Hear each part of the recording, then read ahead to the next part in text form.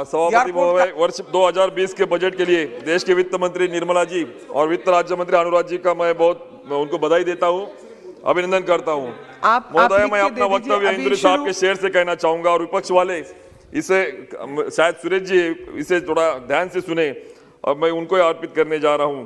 जमीर बोलता है, एतबार बोलता है, मेरी जुबान से परवरदिगार बोलता है, कुछ और काम उसे याद ही नहीं शायद, मगर वो झूठ बहुत शानदार बोलता है।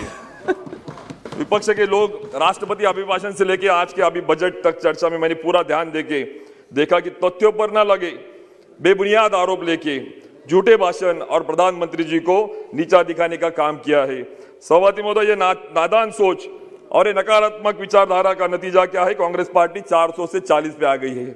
मुझे लगता है विपक्ष वाले ये बात समझ ले कि जितना कीचड़ उछाओगे उतना ही कमल खिलेगा।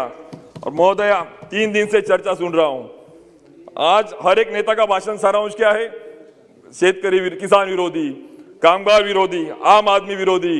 मुझे लगता है कि MS स्वामीनाथन का जो कमीशन जो था, उनका रिपोर्ट इनके सरकार के काल में यहां आया, but the commissions were only for submissions, not for implementation. कि जो मोदी जी की सरकार है कि जो कमीशन की रिकमेंडेशन जो है वो रिकमेंड हो रही है। मैम, 6 वर्षों से 20 से लेकर बाजार तक एक अच्छी तरीके से परिवर्तन का प्रयास हो रहा है। मैम, मैं बोलूं एक वही करना चाहता हूं मैम, इनके ही नेता महाराष्ट्र सरकार में शरद पवार जी जब थे 2011 में, मैं दोहराऊंगा नहीं मैम, लेकिन रिकमेंडेशन कर रहे थे सीएम लोगों को कि मुझे लिबराइजेशन चाहिए इंफ्रास्ट्रक्चर के लिए। उनको बोल रहे थे कि कॉन्ट्रैक्ट फार्मिंग को आगे बढ़ाओ, लेकिन महोदय कथनी और करने में फर्क है। अवसरवादी होने का ये सबसे बड़ा उदाहरण है। महोदया, जिनकी सरकार आज से 15 साल पहले ये काम करना चाहती थी, वही मोदी जी का अंजाम है। कोई मुद्दा ना होने के कारण ये सिर्फ आंदोलन कर रहे। महोदया, महाराष्ट्र में 2006 में इनके कांग्रेस विचारों वालों की सरकार थी, उसी वक्त उन्होंने एक्चुअली प्राइवेट मार्केट कमेटी का बिल लाया, उन्होंने लाइसेंसिंग दिया, कॉन्ट्रैक्ट फार्मिंग करवाया। और आज अभी यहाँ पे मुझे लग रहा है ये जो दोहरी नीति है ये सब किसानों के ध्यान में आ रही है। मुझे लगता है मैम कि आज 70 साल के बाद देश का नौजवान, ग्रामीण भाग से मैं आया हूं मैम, वो किसानों के बच्चे पहली बार अभी अगर कोई बिजनेस करने जाते हैं, उनको शेड हाउस हो, नेट हाउस हो, गोट्री हो, पोल्ट्री हो, या अभी बताया वैसे वर्टिकल एग्रीकल्चर हो, लेकिन कोई जिले स्तर पे कोई व्यवस्था नहीं है, ना ट्रेनिंग की व्यवस्था है, ना कुछ उनको खुद के पैरों पे खड़े रहने की व्यवस्था है।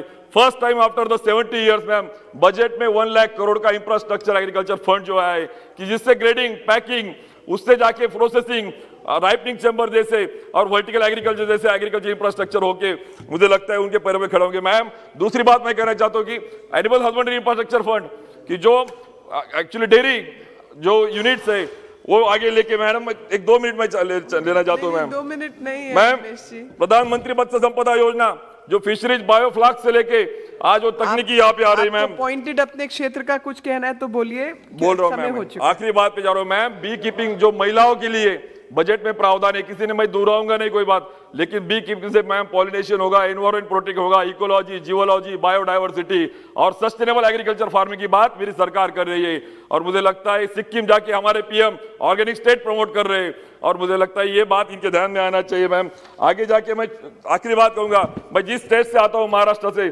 छत्रपती शिवाजी महाराज कहते थे कुणी जर मिरचीच्या देठाला शेतकऱ्याचा हात लावेल तर त्याचा बोट कलम करून टाका।